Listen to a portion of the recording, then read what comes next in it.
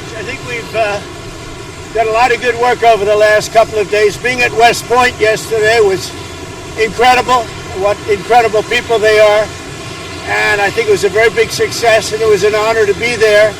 Very importantly, we had some very good talks with Iran yesterday and today, and let's see what happens. But I think we could have some good news on the Iran front.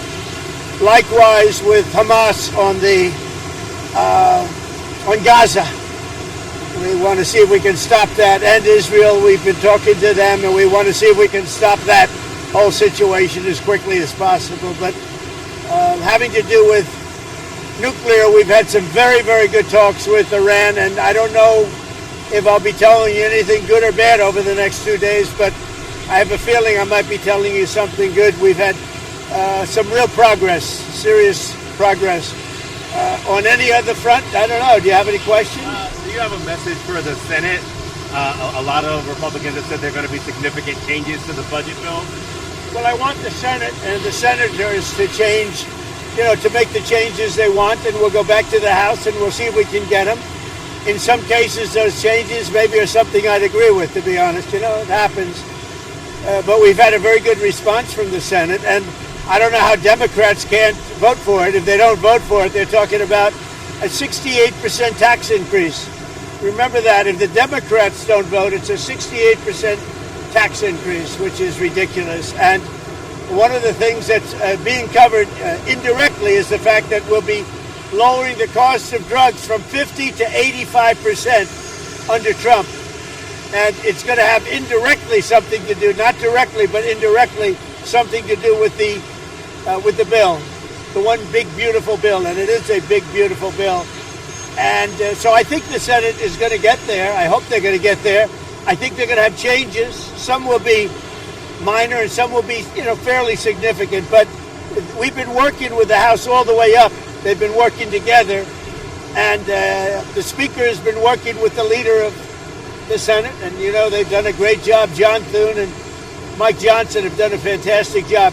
They've been working together all the way up. So hopefully that'll be fine. President Trump, he's under federal investigation. Do you have a comment on that and how that should impact the mayoral election coming up?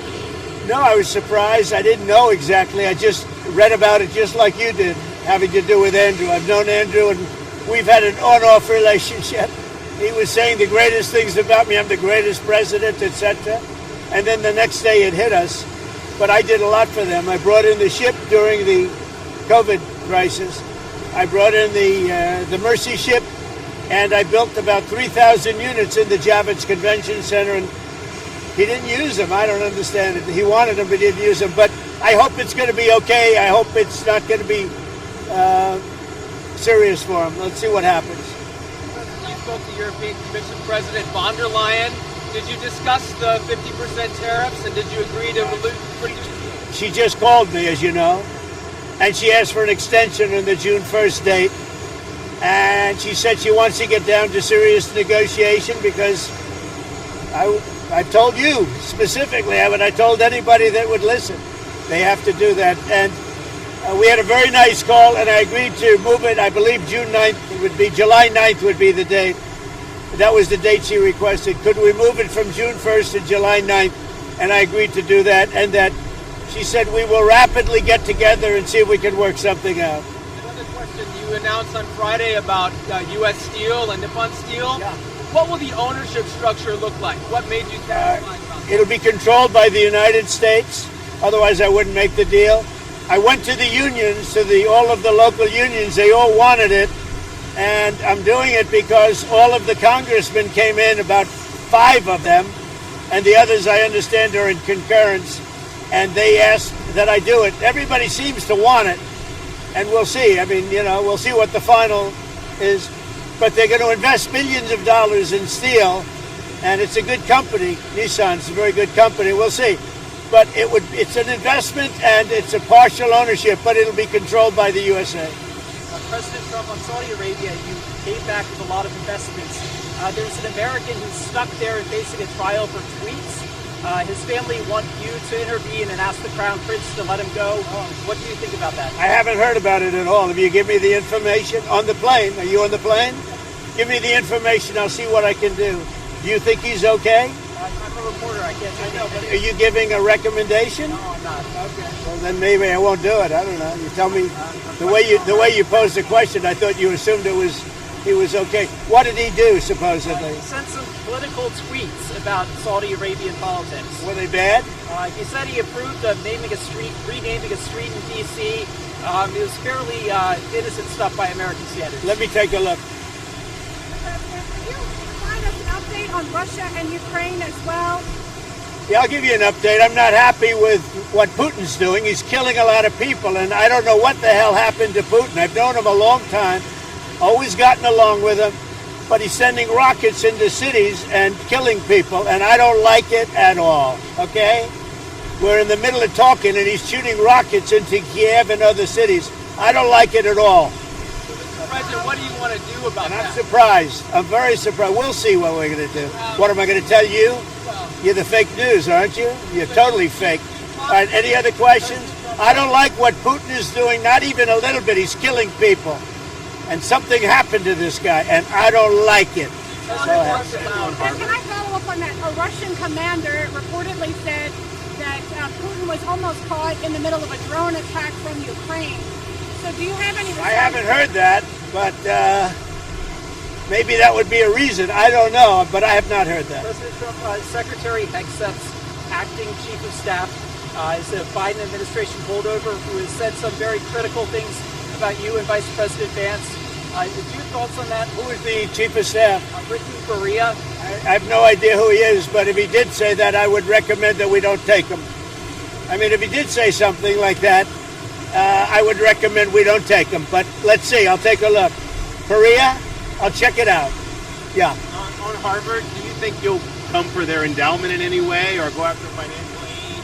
Well, look, part of the problem with Harvard is that there are about 31%, almost 31% of foreigners coming to Harvard. We give them billions of dollars, which is ridiculous.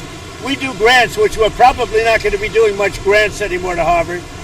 But they're 31%, but they refuse to tell us who the people are. We want to know who the people. Now, a lot of the foreign students we wouldn't have a problem with. I'm not going to have a problem with foreign students, but it shouldn't be 31%. It's too much because we have Americans that want to go there and to other places, and they can't go there because you have 31% foreign. Now, no foreign government contributes money to Harvard. We do. So why are they doing so many? Number one. Number two, we want a list of those foreign students, and we'll find out whether or not they're okay. Many will be okay, I assume, and I assume with Harvard, many will be bad. And then the other thing is they're very anti-Semitic. Everybody knows they're anti-Semitic, and that's got to stop immediately. President Trump, Secretary, are you in? New York Post. Oh, well, I like the New York Post. I like Keith Poole. Okay. So, Now Secretary... I'm going to be nicer to him. I didn't know he was with him. Go ahead. Secretary Bessent has said that we don't need to return textile manufacturing to the United States. How do you see, like, a lot of your reciprocal tariffs, they're pretty big on those low-income countries. Yeah, no, I tend to agree. We're not looking to make sneakers and T-shirts. And we want to make military equipment. We want to make big things. We want to do the AI thing with the computers and the many elements. But the textile, you know, I'm not looking to make T-shirts, to be honest. I'm not looking to make socks. We can do that very well at other locations. We are looking to do chips and computers and lots of other things. And tanks and ships, meaning ships, yeah. You mentioned you were happy with the talks with Iran. Will there be another round of talks soon?